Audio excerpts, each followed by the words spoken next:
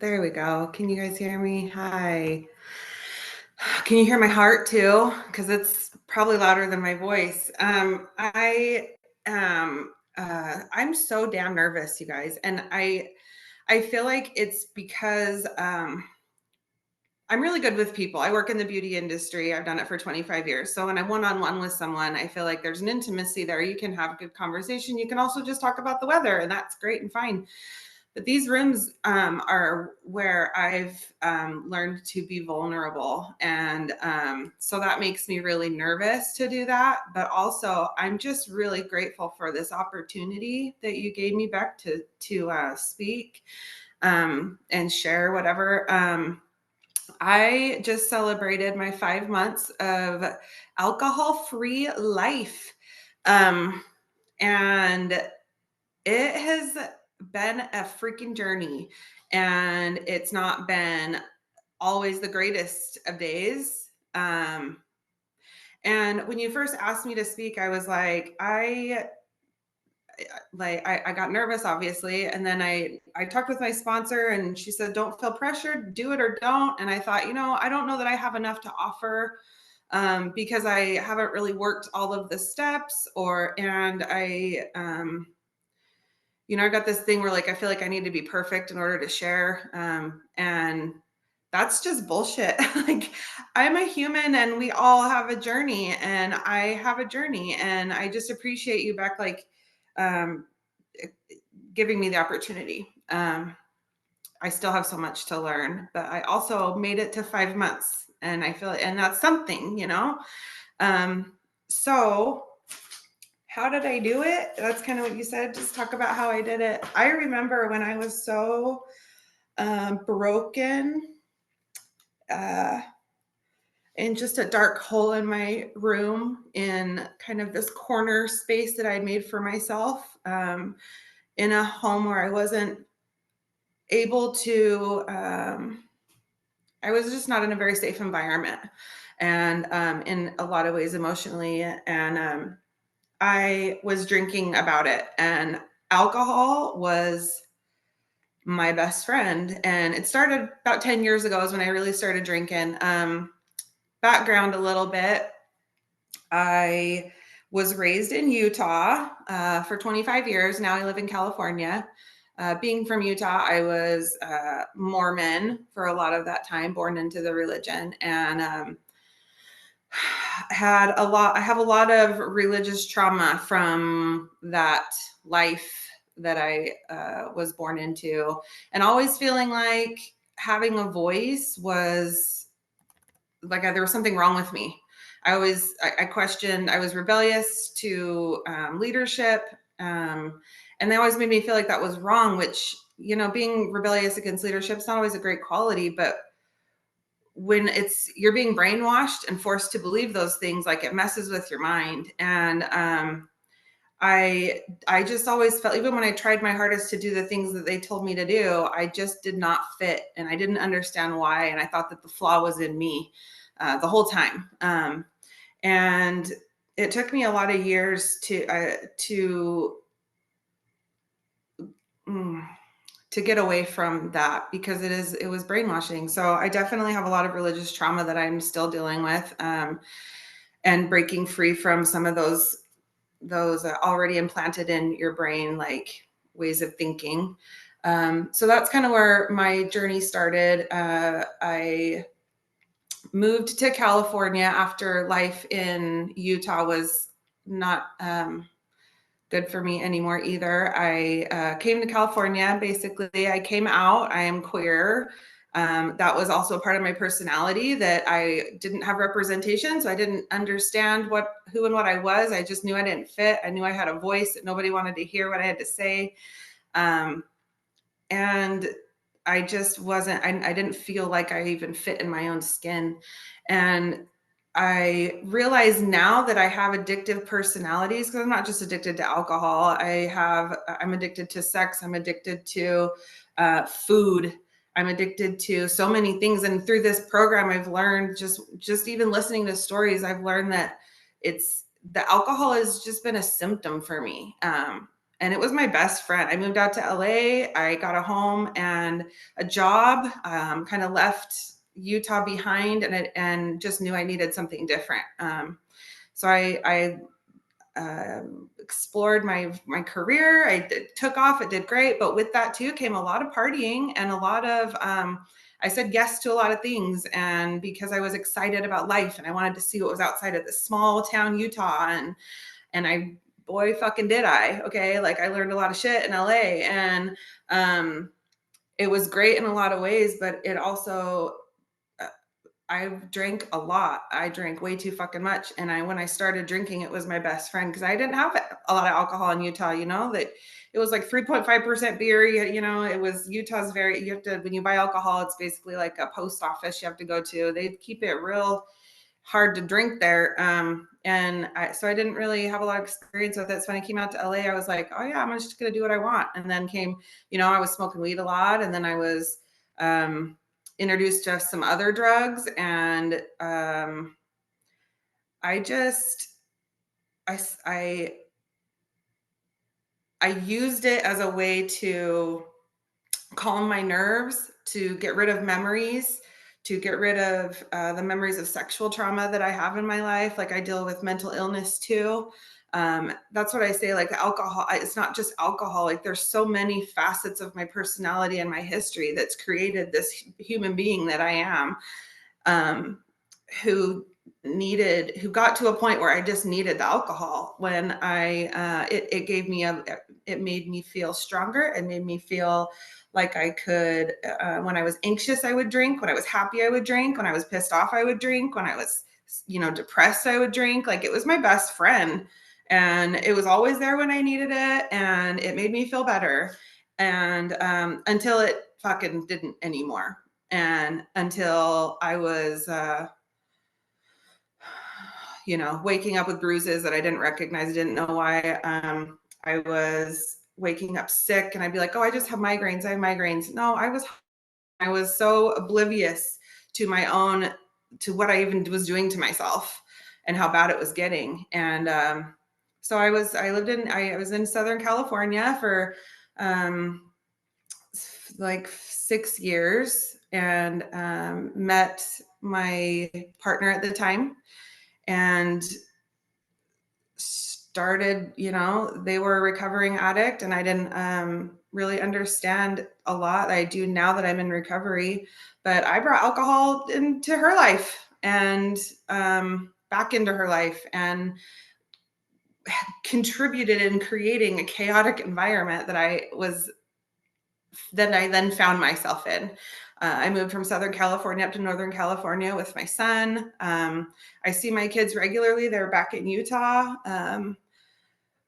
But I had this like false belief that I had it all under control. Like I am just all right. And because I'm doing good in my career and I can somewhat pay my bills, and because I seem to have, people around me that, care about me or like being around me or whatever, that I was doing fine with it. I was in control of it. And looking back, I've put myself in so many terrible situations, that I'm so grateful I didn't get pulled over. I was driving my kids around when I should not have been. I was um, putting myself in such terrible situations life-threatening situations. I could have gotten a DUI. I never did. And I hear stories of people that do. And I just realized, damn, like I was so close, and I'm so grateful that it didn't happen to me, because I would have lost all contact with my kids, and that would have ruined me. Because at the end of the day, my kids are everything. And when I started realizing that I was back up a little, I'm so nervous, you guys. Beck, I love your face. You're cute. You're making me feel better. So I got into Northern California with my partner, drinking. But we did some all right things. We created a life out here. It was great. And then it became not great anymore because alcohol took over both of us. And it just turned to a really toxic situation. And I found myself in a little corner of a room, hiding bottles of alcohol in my car, in my bed along the side of the wall. I was donating plasma to get alcohol money when I didn't have milk in the fridge. Like, these are things I don't even like talking about or admitting, but it's real. And that was where I was at because that's what alcohol did. Like, that I had such a hold on me. And I got to where I hated myself. And when I tried to stop drinking, and that's where I kind of get to where I'm at now. A year before I stopped drinking, I Googled like Zoom AA or whatever because I was realizing my life is falling apart. And all I want to do is just drink because I'm miserable. I'm in an unsafe environment now because I had contributed to creating chaos that I was in and feeling like such a victim. And yes, being victimized, but also like realizing now that I contributed to some of that shit that had been brought into, that was happening to me. But at the time, the reason why I went to the Zoom was because I didn't want to live anymore. I didn't see a purpose in it. I honestly thought alcohol had taken over so badly that I was drinking all morning, I was drinking all day, I was drinking all night. I wasn't eating, and I didn't give a shit anymore. I lost my career. I was at my peak, at one point, and alcohol just took over, and I was just so dark that I needed something. And I was telling myself, you know what? I know what the Social Security or whatever money is for my kids if I was to just, end it. Um, and I can get into more details, but I won't, about why it was so hard for me. But I just thought, you know what? Some people have this AA thing, which I didn't really want to get involved with, because when I was in Utah, and when I talk about me not fitting or not feeling like I was in my own skin, when I was a teenager, like my parents put me in a behavioral rehab where and I hadn't been on drugs. I hadn't drank. I hadn't anything. It's because I wasn't Mormon enough, essentially, is really what it was. And they locked me up. They sent me away. I was institutionalized for 2 years. And um, they used the 12 steps as a way to abuse kids. And it was a real thing that they did. This place is shut down now. And Utah has a lot of these adolescent rehab centers that have been toxic and abusive, and I was a part of one. So wanting to join another, group or cult, as you will, is what some people say about AA. I was not okay with it. I didn't like a hierarchy. I didn't want rules. But I just thought, you know what, I'm going to give this a try, because the other option is to just end it. And I, in my own mind, was like, I'm going to prove y'all wrong. I'm going to prove that AA doesn't work. I'm going to prove that Zoom doesn't work. I'm going to give it a try. And then I'll go out with a bang. That's the thinking I was having. And so I hopped on Zoom. I Googled it and I got on, and I actually joined this group. And it was a year before I actually got sober that I popped on, and I was in my dark room, and a couple of people, reached out to me and said, hey, welcome. I'm on I wasn't even on day one. I was like, it was fine for me because I could sit in my room and drink and pretend like I wasn't drinking and join the groups. But that's okay. I'm learning that now, that that's okay, because we're all just here to fucking try to do better. And now I know that. But at the time, I wasn't ready to stop. I wanted to see what this Zoom was about. And this was a group that I joined, and there was a couple of people that reached out to me. And then, I just kept drinking and doing the thing and trying to be in control of my own life with my own decisions. And it was not working, and it got even worse. And then about a year later, I came back to this group, and I don't want to say their name, but they remembered me and they welcomed me, and they said, hey, Ash, it's really nice to see you again. I'm really glad that you're here. And I had isolated myself so much to the point that I couldn't even look people in the eye in public anymore. I was so disgusted with who I was and who I had become and how I had allowed the alcohol to ruin me. ruin my aspirations, ruin my relationship with my clientele, ruin the relationship that I was in, ruin my kids' respect for me. I just hated myself. And people in this group actually liked me and they remembered me. And so I came back again, and then I came back again.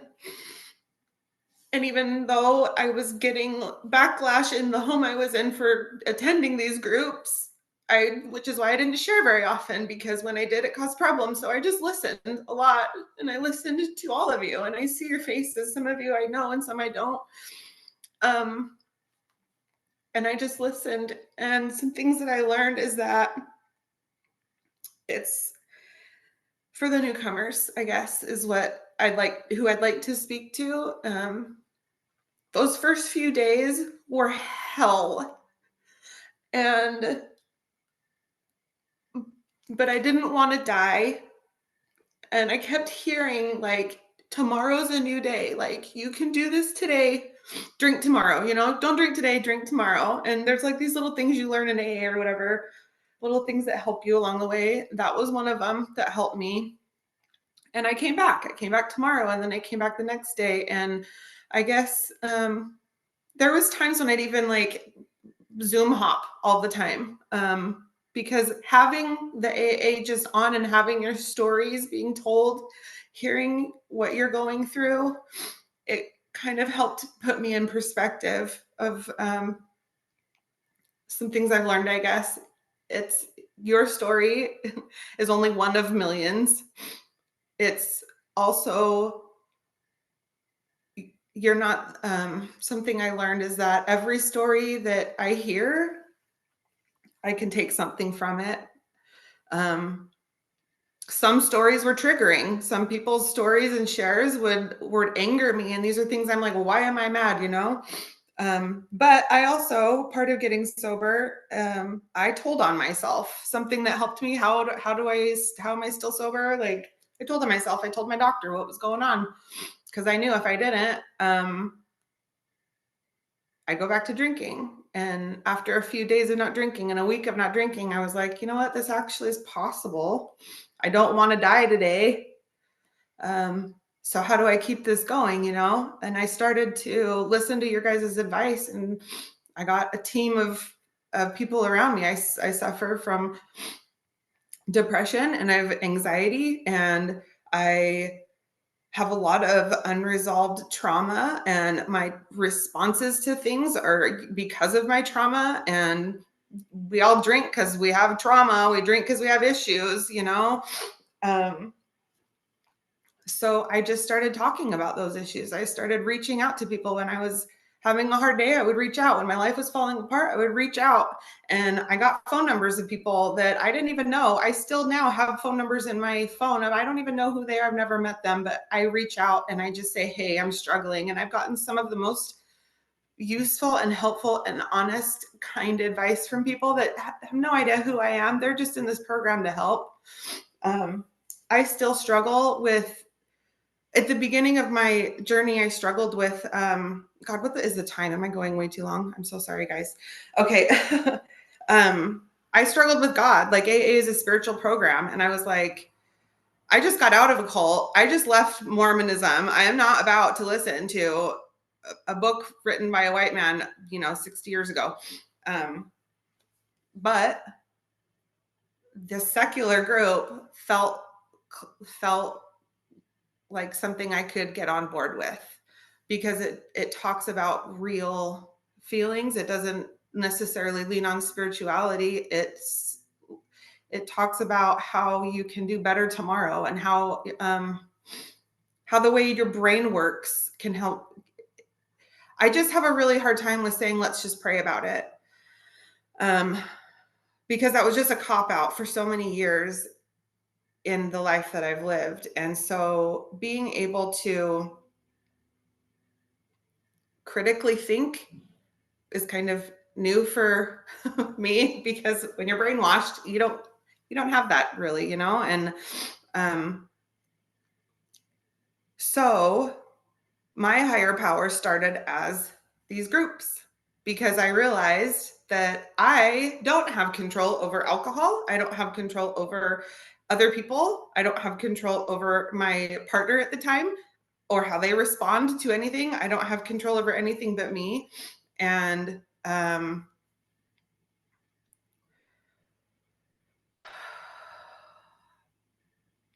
I just, I relied on you guys.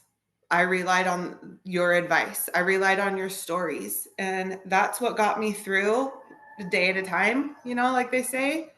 Um, and then I started going to in-person groups and eventually got a sponsor, but I didn't get my sponsor till just like a month ago maybe. And the only reason I decided to do that was because I felt like I was at a point after, 4 months or so, like I'm doing okay. I'm taking medication. I'm talking to my therapist. I told on myself to my doctor.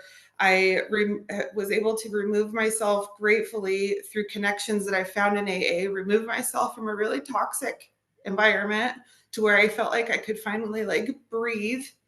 Um, and I wouldn't have had the strength to make those choices for myself without you guys as a group, without the strength that you have as a whole, a community. The opposite of addiction, I'm learning, is community.